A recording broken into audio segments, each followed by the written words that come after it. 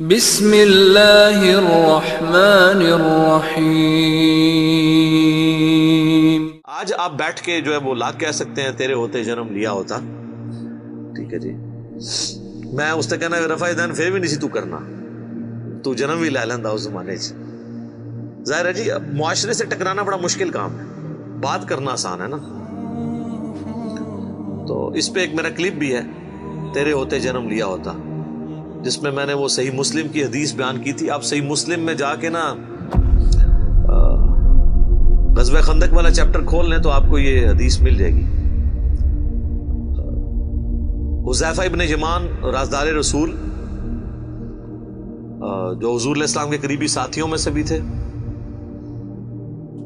ان کے سامنے چند تابعین نے کہا کہ حضرت کتنے آپ خوش نصیب ہیں، حضور کا آپ نے دور پایا ہے، کاش ہم بھی اس زمانے میں ہوتے تو جس طرح آپ نے حضور کے ساتھ جنگیں کی، آپ کے ساتھ مل کے آپ نے دین کا کام کیا، ہم بھی کرتے۔ تو حضرت حذیفہ نے کہا یہ اتنا آسان کام نہیں ہے، اس طرح کے دعوے نہ کرو، آج یہ بات کرنا آسان ہے نا۔ تو نبی صلی اللہ علیہ وآلہ وسلم کے مبارک زمانے میں انہوں نے کہا میں تمہیں ایک واقعہ صرف سناتا ہوں کہ غزوہ خندق کے موقع پہ سخت سردیوں کی رات تھی، تو حضور علیہ السلام نے ندا دی اصحاب میں کہ کون ہے جو جا کے کافروں کی جاسوسی کرے ایک سخت رات کے اندر اور جنت میں اللہ کے نبی کا پڑوس حاصل کر لے۔ اللہ اکبر، ہاں سبحان اللہ، اوتے کو نہیں کھلوتا۔ دوسری دفعہ آپ نے اناؤنسمنٹ کی، کوئی نہیں کھڑا ہوا۔ تیسری دفعہ اناؤنسمنٹ کی، کوئی نہیں کھڑا ہوا۔ سب یہی کہتے خود ہی حضور کسی کی ڈیوٹی لگا دیں، اتنی سخت سردیاں، اور پھر کافروں کے تیروں کا اندیشہ بھی تھا، حتیٰ کہ بخاری مسلم میں آتا ہے کہ آپ علیہ السلام کی نماز عصر اور مغرب قضا ہو گئی تھی، اسی میں عشاء کے وقت میں جا کے آپ نے نمازیں پڑھی، کیونکہ وہ سامنے سے تیر آتے تھے۔ تو ظاہر ہے جو رات کو اگر یہاں سے کوئی جاسوسی کے لیے جاتا تو وہاں بھی تو ان کے ایجنٹ کھڑے ہوئے تھے۔ تو 3 دفعہ آپ نے اناؤنسمنٹ کی، چوتھی دفعہ آپ نے فرمایا حذیفہ، تو حضرت حذیفہ کہتے ہیں میں نے دل میں سوچا لو جی اب میں مارا گیا، میری ڈیوٹی لگ گئی۔ اچھا یہ ان کی سچائی تھی، انہوں نے بتا دیا۔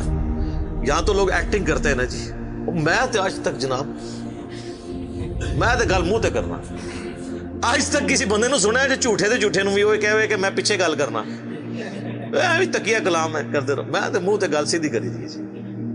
اچھا تو حضرت حذیفہ کہتے ہیں کہ حضور نے جب بلایا تو مجھے کہا جاؤ، ان کا میں تو پھر اب انکار تو نہیں کر سکتا تھا، تو حکم آ گیا۔ پہلے تو ایک آپشن بھی تھا بچنے کا، کہتے میں اپنی جگہ سے اٹھا اور میں دل میں سوچ رہا تھا کتنی ٹھنڈ بار اور اس حالت میں جاؤں گا۔ کہتے ہیں اللہ کی قسم جب میں اپنی جگہ سے اٹھا مجھے یوں لگا مجھے کسی نے نا کوئی کمبل اڑا دیا ہے، نہ نظر آنے والا، اور میں ایک گرم حمام میں داخل ہو گیا ہوں۔ یہ معجزہ ظاہر ہوا۔ اور کہتے ہیں میں سخت سردیوں کی رات میں اسی طریقے سے باہر چلا گیا، جا کے میں نے جاسوسی کی، اور کہتے ہیں کہ ایک لمحہ آیا کہ ابو سفیان میرے ایک تیر کے نشانے پہ تھا، تو میں نے کوشش کی کہ میں اس کو ادھر ہی مار دوں، لیکن مجھے حضور کی بات یاد آئی، آپ نے بھیجتے وقت کہا تھا کہ دیکھنا کسی پہ تیر نہیں چلانا، کوئی نواں ماز نہ کھول کے آ جائیں، ایک کام نہ کریں۔ تو کہتے ہیں پھر میں رک گیا، ابھی حضور نے منع کیا۔ ظاہر ہے پھر رات کو جنگ چھڑ جاتی، پھر ایک نیا، ظاہر ہے یہ دیکھیں ڈسپلن تو نہیں لوز کرنا نا، جو لیڈر ہے اس کے اس مشورے کو لے کے چلنا ہوتا ہے جس طرح وہ کہتا ہے۔ کہتے ہیں میں خیر واپس آیا، کہتے ہیں جیسے میں حضور کی مجلس میں داخل ہوا تو یہ تھرو آؤٹ ایک نہ نظر آنے والا ایک گرمائش والا کمبل جو نظر نہیں آ رہا تھا، جس سے مجھے ٹھنڈ نہیں لگ رہی تھی۔ جیسے میں اپنا وہ کام پورا کر کے حضور کو آ کے پوری مخبری کی کہ یہ اس وقت وہ تیر کمان رات کو بیٹھ کے تیز کر رہے ہیں، اتنے لوگ ہیں، اتنے یہ ہیں، آگے حضور صلی اللہ علیہ وسلم کو خبر دی، تو جیسے ہی میں فارغ ہوا تو مجھے پھر ٹھنڈ لگنا شروع ہو گئی، تو حضور علیہ السلام نے اپنی مبارک چادر مجھے اڑا دی۔ تو یہ وہ پوری حدیث ہے تیرے ہوتے جنم لیا ہوتا۔